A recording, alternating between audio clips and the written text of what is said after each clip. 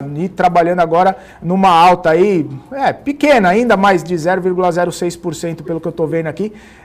Como é que você avalia essa movimentação? Quais os papéis que estão puxando mais essa questão aí da Bolsa de Valores? Como que você avalia essa situação? Bom, Felipe, a gente teve aí realmente uma manhã bastante volátil.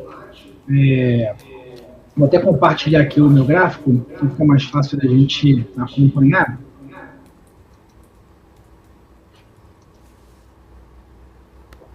Beleza. Boa. Tá certo aí ou tá? Pra mim tá piscando, não sei se parou de piscar. Beleza. Agora parou. Então vamos lá. Esse aqui é o gráfico do Ibov. Botei aquele bem limpo na tela. A gente vê que a gente veio numa alta até o início de janeiro muito forte. E no início de janeiro a gente teve o final dessa alta, no início do momento de movimento de correção. E agora a gente tem uma tentativa de nova alta agora no início de fevereiro. Mas o que acontece? Além da temporada de balanço, que já traz aí uma maior cautela nos players. Opa, estão me ouvindo aí? Tudo bem? Colocou a imagem aqui. Acho que saiu sua imagem. Vamos ver se a gente consegue colocar a tela do Thiago. Porque a gente estava vendo ele analisando ali o gráfico do Ibov e agora cortou para mim aqui. Boa, agora foi. Então tá. Então é o seguinte, a gente teve essa recuperação agora no início de fevereiro e a gente começa a perceber o próprio tamanho dos candles que indica a variação, o quanto variou o mercado no dia, menor do que esse período aqui de janeiro, ou seja, a volatilidade tem diminuído no dia, e já sinaliza aí que os players, os grandes investidores, estão dando uma segurada. Agora, temporada de balanço, tem aí o início do ano parlamentar aí também, reforma, votação no Congresso, enfim, são assuntos que o pessoal já fica de olho antes de definir aí o investimento para médio e longo prazo. Para quem está no curto prazo, para quem está no day trade, isso impacta pouco, e por isso a gente vê essa volatilidade maior, principalmente no movimento do intradiário, né? Esse movimento de hoje, vou até colocar no gráfico aqui de 1 hora. Ou seja, a gente está olhando aqui para o gráfico de 1 hora, o que rolou dentro do dia de hoje. A gente teve uma abertura indicando essa queda, muito em parte acompanhando os futuros globais, que também começaram um dia mais fraco, e agora, na virada da tarde, a gente teve um movimento de repique, ou seja, o mercado recuperando das quedas. Agora, ainda é cedo para falar em retomada de tendência de alta, ainda é cedo para afirmar uma nova visita aos 125 mil pontos. O que eu vejo de forma muito clara é, primeiro, uma diminuição da volatilidade e, segundo, uma possível lateralização. Por que possível? A gente pode ter uma nova queda até a região dos 115? É possível, tá? Mas é menos provável no cenário atual. Essa própria movimentação de hoje, onde a gente teve um mercado de manhã muito pessimista e agora mais otimista na parte da tarde, que é o que revela essa movimentação, esse candle aqui, ele mostra essa virada de percepção do mercado, dos agentes do mercado, para poder indicar uma alta mesmo, enfim. Estão comprando, estão à expectativa que o mercado, que os ativos vão continuar subindo. Agora, tendência de alta só quando a gente realmente romper a região dos 120, 121 mil pontos. Aí a gente pode começar a falar numa nova visita aos 125 mil e daí retomar essa tendência de alta que foi iniciada lá em setembro, né? Com a correção em novembro pelas eleições americanas e tudo mais, mas a grande tendência de alta que a gente teve nesse final de ano, ela foi iniciada em setembro, foi interrompida no início de janeiro. Ainda não vejo fortes indícios de ser retomada, não. O que eu vejo agora é muito mais uma desaceleração do mercado. Não vou dizer pausa, porque o mercado nunca para, mas eu vejo muito mais agora um cenário de desaceleração e indefinição. Muito, enfim, repetindo aí o que eu já falei, muito em função dos balanços e da expectativa aí em relação ao Congresso, expectativa em relação ao auxílio americano também, que pode trazer uma maior liquidez aos mercados. Enfim, são muitos fatos aí que estão na boca para sair e que está deixando o pessoal aí em stand-by, né?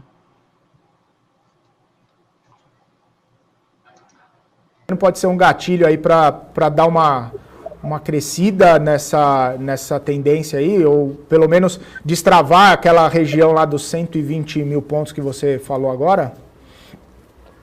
Sim, esse rompimento dos 121 mil pode ser um gatilho que vai disparar, não pode dizer uma nova euforia, mas pode disparar uma nova movimentação de alta rumo aos 125. Entendi. E lá no 125, quando chegou a bater, porque o investidor, e ele deu uma retração, é porque o investidor ele começou a realizar suas posições, ou é mais por essa incerteza, essa questão que você falou aí da perspectiva por causa de questões no Congresso, temporada de balanço, ou porque já teve uma subida muito forte e aí o investidor resolve fazer a realização dos seus lucros? Thiago? Vou até compartilhar de novo, para ficar bem ilustrado. Então é o seguinte, essa faixa aqui dos 125, especialmente, a gente está olhando aqui, cada barra dessa, cada candle, é um dia de pregão. A gente nota que antes da correção, antes de marcar aqui o 125, a gente teve 2 dias de forte alta, né? Esse movimento ele é bem típico de fim de euforia, tá? A gente veio de um mercado muito forte, o pessoal de fundamentos já vinha batendo o tambor falando que tinha uma distorção, que muitos múltiplos estavam fora de escala. Por outro lado, a gente tinha as pessoas analisando o mercado externo falando que a bolsa em dólar estava muito barato, que a gente tinha uma retomada do gringo para o Brasil. Enfim, a gente tinha essas duas visões praticamente antagônicas, né, da parte de fundamentos.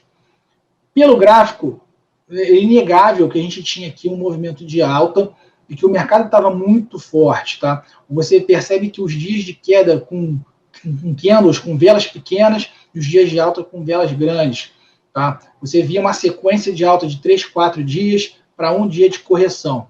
E aqui foi a última perna, vamos dizer, a última parte da alta. Aqui a gente começa a ver um movimento de correção aparentemente assim, normal, tá? Afinal de contas, se a gente for computar, como eu falei, essa alta começou em setembro, tá? Aqui, final de setembro, a gente tem o último fundo, teve a correção em função da eleição americana, que veio mais ou menos no mesmo nível de setembro, tá? Se a gente for considerar de setembro, vou ter que diminuir o gráfico aqui um pouco. Se a gente pegar aqui de setembro, ou até mesmo do fundo aqui das eleições americanas, tá? Até o topo, a gente já estava falando de 33% de alta. Para índice, isso é muita coisa. Aliás, até para papel isolado, para qualquer coisa, 33% em 4 meses é muita coisa. Sem uma correção significativa. Exceção desse período aqui, que, enfim, para falar de novo da eleição. Então, já era esperado alguma correção. A correção poderia vir de 2 formas. Ou como uma lateralização, como foi aqui em agosto, por exemplo, onde o mercado ficou mais de lado, como se estivesse dentro de um retângulo, ou poderia ser efetivamente numa queda, como foi efetivamente em janeiro.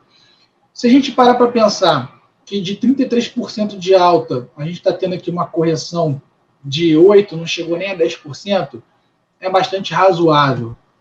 Então, tem uma certa movimentação de final de ano, que a empresa fechando balanço, querendo mostrar resultado para acionista, fundos também, muito resgate de cotista que deve ter aproveitado parte dessa alta. Pensando numa pessoa física de varejo, tem os impostos, tem uma despesa de início de ano, provavelmente teve uma movimentação, ainda mais que a Bolsa Brasileira teve uma entrada maciça aí de pessoa física, de CPF novo. É muito natural que essas pessoas busquem realizar parte dos lucros para usar esse dinheiro mesmo para suas despesas.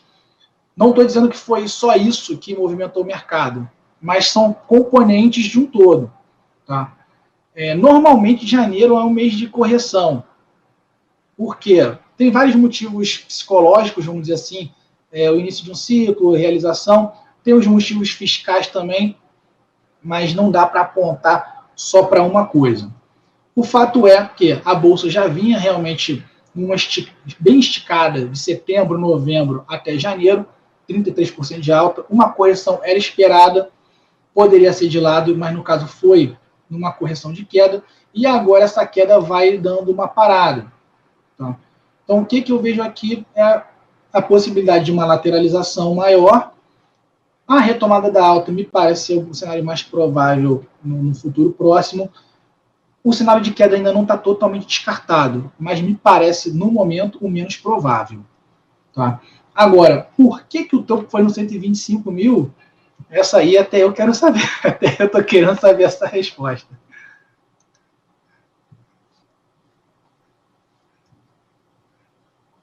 Avisar logo pra gente saber o que vai acontecer e por que aconteceu, né? Ô, Thiago, a Nanda Vasconcelos está aqui comigo no estúdio e ela queria fazer uma pergunta para você. Vou passar a palavra para ela. Ananda, por favor. Obrigada, Felipe. Obrigada, Thiago, por participar aqui com a gente da BMC News, que agora está ao vivo também durante a tarde, né? Quando a gente falou pela primeira vez, estava só de manhã, agora a gente estendeu, ficamos ao vivo durante todo o dia, mais ou menos 6 horas ao vivo diariamente. Thiago, eu queria te perguntar, como que você enxerga o movimento do Brasil para acompanhar aquele movimento da GameStop com as ações da IRB aqui no Brasil? Bom, aquele movimento da GameStop foi realmente um movimento muito atípico, mas, por outro lado, ele não é um movimento desconhecido, não é nenhuma grande novidade.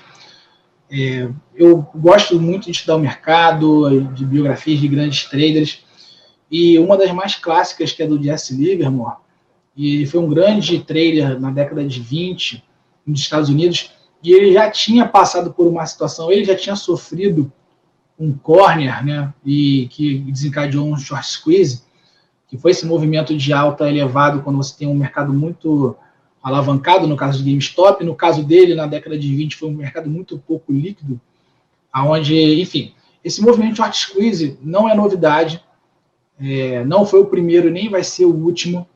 Agora, tentar replicar isso no Brasil, me lembra aquele antigo ditado, né? Ouvir o galo cantar, mas não sabe aonde.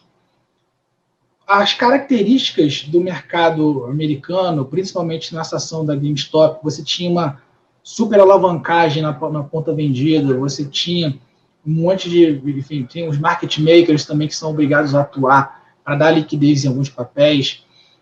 Você tinha a questão dos disclosures, de posição dos fundos, e isso é fácil de... Assim, não é que seja fácil de acompanhar, dá trabalho, mas você tinha um grupo de pessoas ali se organizando lá fora que já vinham chamou atenção. Os caras foram atrás de fundos que estavam muito alavancados na ponta vendida, em algumas posições mais frágeis, se organizaram nisso, estudaram bem o case e foram em cima atuando no GameStop, e teve esse short squeeze que a gente viu aí, que espantou muita gente, mas que não é, enfim, não é nenhuma novidade. Tentar replicar isso aqui já demonstra um grande desconhecimento do mercado nacional e das diferenças com o mercado gringo, com o mercado americano. Primeiro que a gente não tem esse grau de exposição vendido em nenhum papel da Bolsa Brasileira. E foi querer aproveitar um movimento de massa mesmo. Caiu, virou notícia, repercutiu muito no meio de trader, no meio financeiro. Inclusive, eu estava de férias nesse período. Assim, eu tive que falar sobre o assunto porque não parava de surgir notícias, de comentários sobre isso. E a galera quis aproveitar essa onda para tentar replicar aqui, mas não tem a menor condição. A liquidez é diferente. A condição de market maker que tinha em GameStop não tem em todos os papéis aqui no Brasil. A condição de alavancagem na ponta vendida também não tem. E sem contar que, ao contrário de lá nos Estados Unidos, onde o regulador não fez absolutamente nada, e as corretoras é que tomaram a atitude de bloquear a negociação, até na minha opinião, não foi correto por parte das corretoras. Isso não é papel da corretora, desse tipo de julgamento, quem que pode operar, quem não pode, enfim, a história ali é outra. Aqui o regulador atuou, a CVM e a B3 é autorregulada, então assim, ela tem esse papel de regulador também, ela atuou para impedir esse tipo de movimento forçado, de movimento combinado. É manipulação, não é justo, não é outro assunto. Mas quando você tem um grupo de pessoas se organizando para subir ou para descer um papel artificialmente, isso está muito claro que é manipulação. Não tem discussão. Mas pega uma manipulação do pequeno, não pega do grande. Isso é outro assunto. Tem que pegar o de todo mundo. Uns são mais fáceis de pegar, outros são mais difíceis. Inclusive, eu comentei hoje, na minha sala ao vivo, o que é mais fácil? Você acompanhar um movimento de centenas de milhares de pessoas em grupos de Telegram ou de Facebook, que seja. É muito mais fácil você rastrear 10 mil, 20 mil, 100 mil pessoas andando juntos, ou 2, 3 grandes players, grandes gestores ou grandes banqueiros num almoço particular combinando o movimento. As duas coisas são a mesma articulação, é a mesma manipulação, é o mesmo fato, é o mesmo crime. Mas o que é mais fácil pegar? Então, nesse caso, sim, um erro não justifica o outro, não é porque o grande faz escondido que o pequeno pode fazer, não é porque não existe esse tipo de tomar justiça nas próprias mãos, o mercado não é isso. E acho que a atuação da B3 foi correta para desestimular esse tipo de manipulação, tanto que a gente não viu nenhum spike nos preços, a gente não viu nenhum short squeeze aqui. E lá fora já acabou, já foi. O movimento já foi de pico, já que passou, infelizmente vai deixar muita gente machucada. Muita gente que entrou no oba-oba acabou não conseguindo liquidar suas posições porque as corretoras não negociaram durante 1, 2 dias. Isso aí foi mais que suficiente para quebrar muita gente. A gente ainda vai ouvir falar de GameStop nos próximos meses aí com ações. A Robinhood, que foi a corretora principal lá desse movimento, vai sofrer ainda alguma consequência disso. Mas aqui, parafraseando o ex-presidente, foi só uma marolinha. Maravilha. Ô, Thiago, o pessoal tá mandando pergunta para você aqui no chat. Eu queria só ler a pergunta aqui do Sandro Figueiredo. Ele perguntando como você vê o e-commerce brasileiro e se a possibilidade de um auxílio emergencial de R$200 pode favorecer esse setor do mercado aí, o e-commerce. Beleza. Eu vou aproveitar, vou usar o meu instrumento principal, que é o gráfico. Que como eu sou analista técnico, eu não entendo de e-commerce, eu não entendo de auxílio, mas as pessoas que entendem muito mais do que eu, que pesquisam muito mais do que eu, que são especialistas no assunto, vão tomar uma decisão com base nesse estudo, com base nessa informação. Eu estava tentando transferir minha tela, mas travou aqui o meu software. Então, eu não vou conseguir mostrar o gráfico. Mas eu vou tentar aqui fazer o meu melhor. Então, assim, hoje, quais são os grandes representantes do e-commerce no Brasil? É Magalu, B2W e Via Varejo. Né? Via Varejo está mais movimentada, mas ela ainda não é e-commerce raiz, vamos dizer assim, né? Vocês ainda estão me vendo. Bom, beleza. Eu sei o que eu vou fazer. Vou jogar nessa tela aqui de trás, porque vocês conseguem ver ainda aqui distante. Travou mesmo, pessoal. Eu não estou conseguindo compartilhar a tela, infelizmente. Mas vamos lá, vou comentando aqui. Vocês vão vendo aqui. Vou tentar ampliar o máximo possível para vocês conseguirem enxergar. Bom, dado esse fato aí do auxílio, a expansão do auxílio, com certeza, sim, isso é um fato da vida, isso todo mundo acompanhando. Aumentou as vendas, você vê as pessoas comprando, aproveitaram aí essa folga aí da grana para comprar alguma coisa, e a gente viu esse movimento ser replicado na movimentação, principalmente em Magalu e Via Varejo, tá? Mas parece que essa segunda onda já não é tão boa assim. A gente vê, esse aqui é o gráfico de Magazine Luiza, a gente percebe um movimento aqui mais altista, a gente percebe os que a gente chama de fundos ascendentes, né? Esse fundo aqui mais alto do que o fundo anterior, mas a gente vê um movimento ainda muito tímido. Não quer dizer que não vá avançar, ou que vai reverter, nada disso. O que eu vejo é que a gente não esperar uma euforia em Magazine Luiza como a gente viu em 2020. Tá? É começar um movimento, ainda é um movimento altista, ainda tem uma perspectiva de alta sim, ou seja, dado todo o cenário posto hoje, o que os grandes players estão fazendo? O que os gestores, os bancos, os fundos de pensão, o que eles estão fazendo?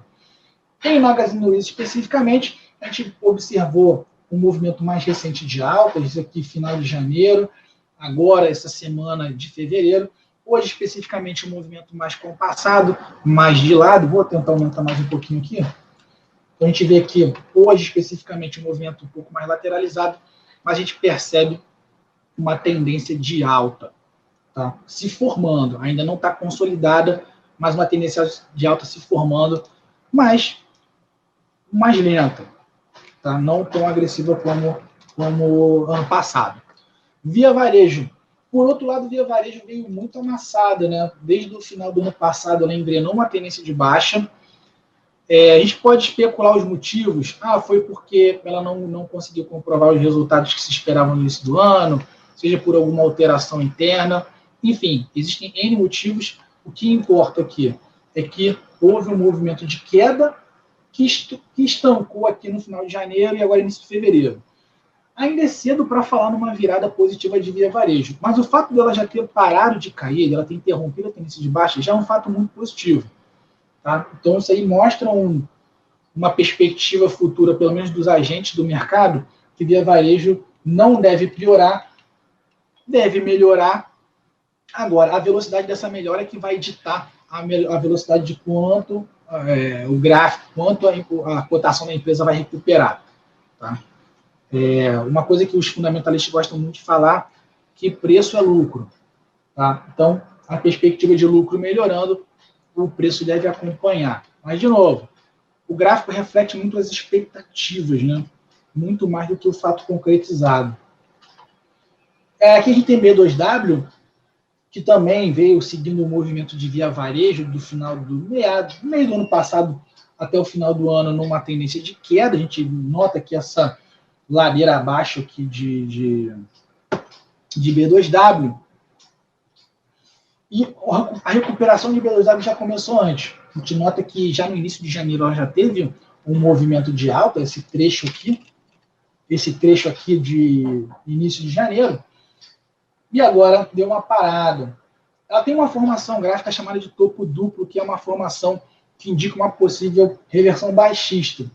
Então, para B2W, o cenário das três, B2W é definitivamente que está com um cenário mais complicado no curto prazo. Magalu e Via Varejo são as que estão com melhores perspectivas. Maravilha, Tiago. Tiago, quero passar a palavra agora para Débora Oliveira, que ela tem uma informação e uma pergunta para você. Pois é, vamos falar um pouquinho agora, Tiago, aqui de Azul. Saiu ainda há pouco aqui que o Goldman Sachs reiterou a compra de Azul a R$ 39,10, depois da empresa ter reportado a queda de 10,9% na demanda. E para o banco, aí as medidas tomadas pela pandemia colocam a empresa num bom lugar. O risco, então, seria petróleo real e a queda na demanda. Inclusive, não é só o Goldman Sachs, a Mirai Asset também, falou que segundo o relatório distribuído nessa terça pela companhia, as empresas do setor vêm mostrando um aumento no número de passageiros e na taxa de ocupação, o que deve crescer conforme mais pessoas forem imunizadas contra o coronavírus. E por isso aí eles estão bem otimistas, né, aí com Azul que inclusive nesse momento está caindo agora, inclusive cai 0,47%, mas ontem o papel fechou em alta de 2,39%, na semana agora está acumulando aí uma alta de 7,2%. Vamos aí, nada melhor do que você aqui com a gente, Tiago, para poder pegar esse gráfico aí da Azul então e dar uma mostrada aí para o pessoal do que a gente deve ficar atento aí com esse papel, Tiago. Bom, Débora, as aéreas são um dos papéis que o pessoal mais visa para operar, né? Gol, Azul, e CVC acabou entrando na trinca aí enfim, da recuperação pós-corona, porque há uma expectativa de demanda reprimida, né? De o pessoal querer sair viajando para mais longe possível, assim que puder sair de casa com tranquilidade. Mas o que a gente vê aqui em azul, tá? Azul, no final de novembro inteiro, na verdade, a gente teve uma belíssima recuperação.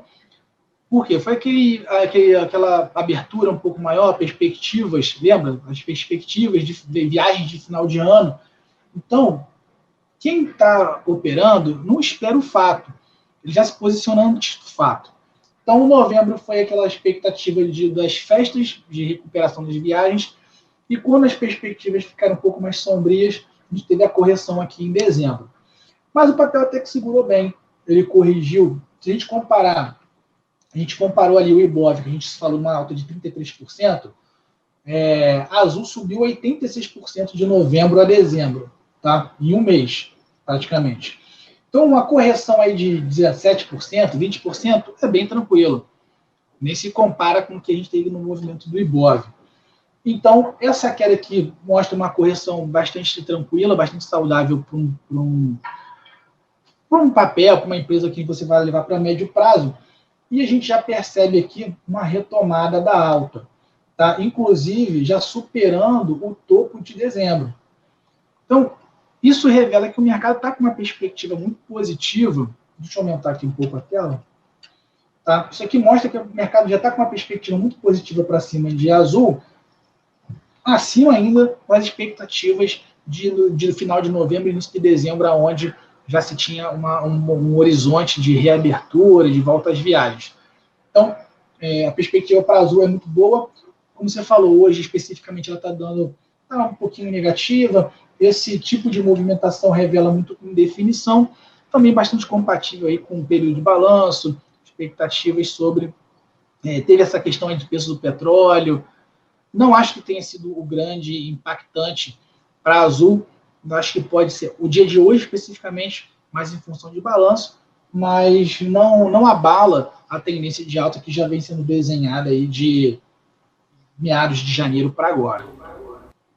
Legal. Thiago, o Sandro agradecendo aqui a sua análise sobre as empresas de varejo, né, do e-commerce, e o Renildo está perguntando se você poderia analisar Pomo 4 para ele.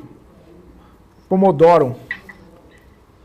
Claro, na verdade é Marco Polo. Não me pergunte por que escolher. Desculpa. Escolheram esse ticker, tá?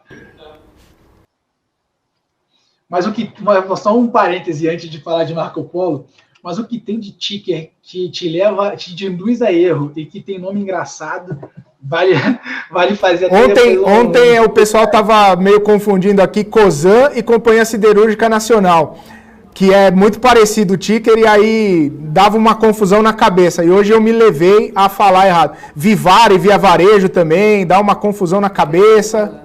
Eu vou te falar. Cosan com CSN, com fim direto, ainda mais na hora de digitar. Você falou Via Varejo, Vivara e Vivo. Cara, tudo com V, um monte de V no meio. Fora o ticker que não tem nada a ver com o papel como Marco Polo e Pomo. O que tem a ver Pomo, Marco Polo? Pode ser que no passado tivesse alguma coisa a ver, mas enfim. Pomodoro foi... Vale fazer um especial sobre tickers e confusão com eles. Né? Do canal aqui, viu? Mas vamos lá. Marco Polo. Marco Polo ela já vem meio que indefinida já há muito tempo. A gente no final do ano passado teve um belíssimo movimento de alta. Deixa eu ver se tá pequenininho aqui, mas dá para acompanhar. Esse final de dezembro, janeiro, até o topo ali pré-Covid, foi um movimento de alta muito bonito para Marco Polo, mas ela não conseguiu recuperar. Mal ou bem, né, carroceria de ônibus, de caminhão, nem tanto, mas com certeza a carroceria de ônibus sofreu aí nesse meio de caminho. Não tão diretamente quanto CVC, Azul e Gol, mas o fato é que ela vem patinando desde o ano passado. Ela vem bastante volátil, a gente vê aqui barras muito grandes, pouca direção definida até junho, e de junho até setembro, outubro, ficou de lado. Em outubro deu uma queda maior, e agora ela chegou a ensaiar uma recuperação, inclusive superando o topo de dezembro. Aqui no início de janeiro teve esse pico aqui de movimentação, esses 2 dias de forte alta, mas que não sustentou. Inclusive está fazendo uma formação baixista, que a gente conhece como ombro, cabeça, ombro. Eu não vou conseguir, acho que não vou conseguir ampliar o suficiente para mostrar, mas seria mal comparando um estilizado, seria o ombro, o primeiro ombro, a cabeça, esse topo mais elevado, e o segundo ombro. Isso aqui é uma formação que indica uma reversão de tendência para queda. Então a gente vê aí que como não está com a melhor das perspectivas, ao contrário de Gol, Azul, que estão com perspectivas boas, Gol, o mercado já está falando que, por enquanto, nada feito. É melhor ficar de fora, não criar grandes expectativas. Não sei se seria o caso de abrir uma venda descoberto, não me parece o caso ainda, mas seria o caso de acompanhar o papel durante mais alguns dias para ver como ele vai evoluir, se ele vai confirmar esse padrão baixista e aí sim favorecer um trade vendedor em pomo, ou se é o caso realmente de esperar que ele fique lateralizado mais um tempo antes de definir nova tendência. Legal, Thiago. Eu queria chamar a Ananda Vasconcelos, que ela tem uma pergunta para você. Vamos lá, Thiago. A gente sabe que existem várias ferramentas, né, que apoiam os investidores na tomada de decisão, as médias móveis, a Bollinger e a Fibonacci também, mas a gente quer saber quais que você usa, Thiago, para tomar a decisão, para ajudar nas suas operações.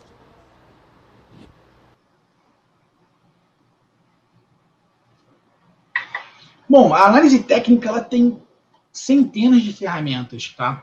As mais comuns, as mais conhecidas são Fibonacci, como você citou, médias móveis, que são um dos indicadores mais antigos e mais efetivos que a gente tem, indicador de volume, e bandas de Bollinger, e por aí vai, high, low, enfim, são centenas, são literalmente centenas de indicadores, e cada dia criam novos indicadores e variações em cima deles, tá?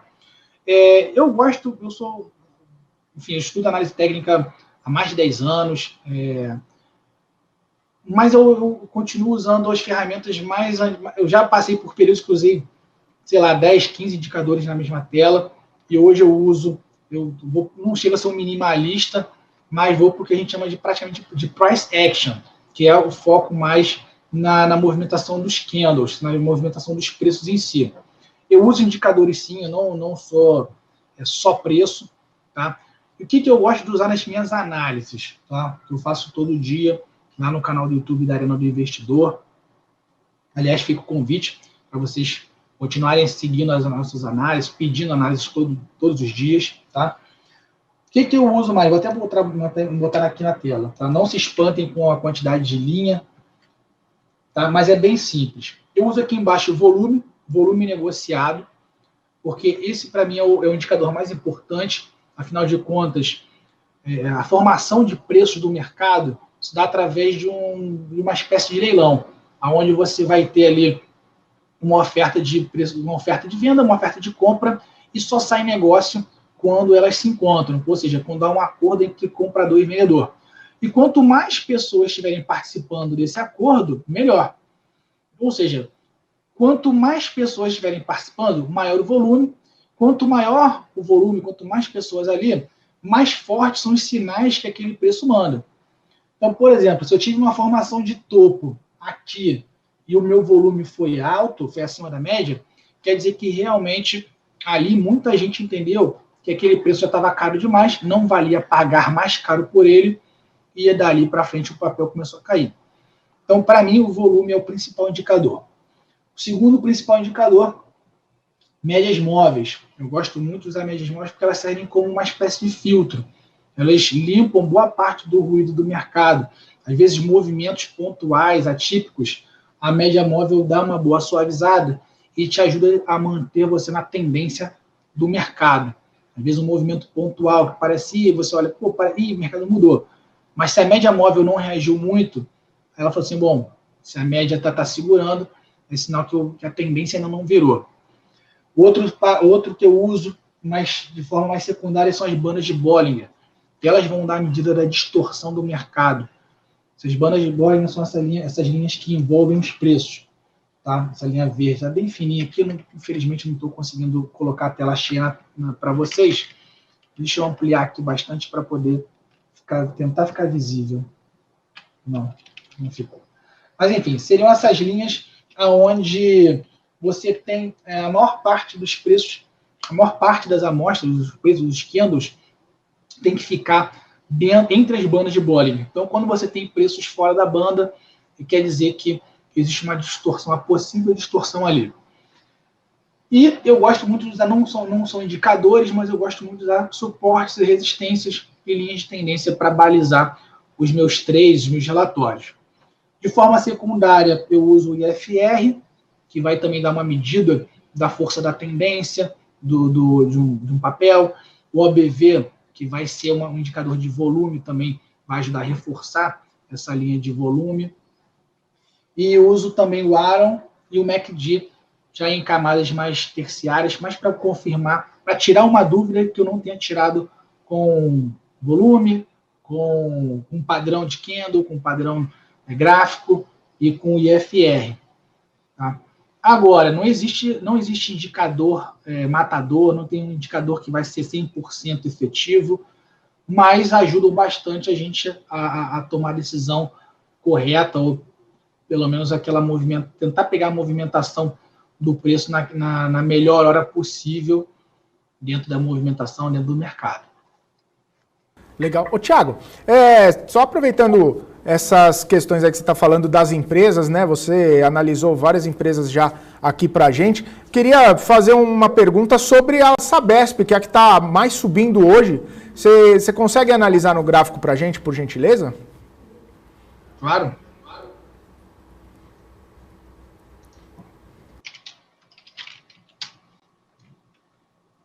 Agora, vamos lá. Agora é impressionante como o mercado né? Deixa eu botar aqui um gráfico mais limpo. A gente nota que Sabesp vinha numa tendência de queda já desde o final do ano passado, deu uma recorrigida aqui em novembro, dezembro, e aqui continua a cair. Final de dezembro, janeiro inteiro, e agora em fevereiro estava caindo mais. Ontem, quando eu olhei Sabesp, eu falei, bom, Sabesp pode ter uma oportunidade de venda aí, ou pelo menos ficar fora dela nas compras. Eis que hoje abriu com baita de um gap de alta. Para quem não sabe, o gap é quando a gente tem esse vácuo nos preços, quando a gente não tem negociação. Deixa eu aumentar mais um pouco. Quando a gente não sai negócio entre um candle e outro, entre um dia e outro. Então, isso aqui faz o gap, no caso de alta, e inclusive acima do topo anterior, mostrando muita força. O que gerou esse gap? Eu imagino que tenha sido alguma notícia, eu não acompanhei. Vai ser forte o suficiente para virar a tendência de queda?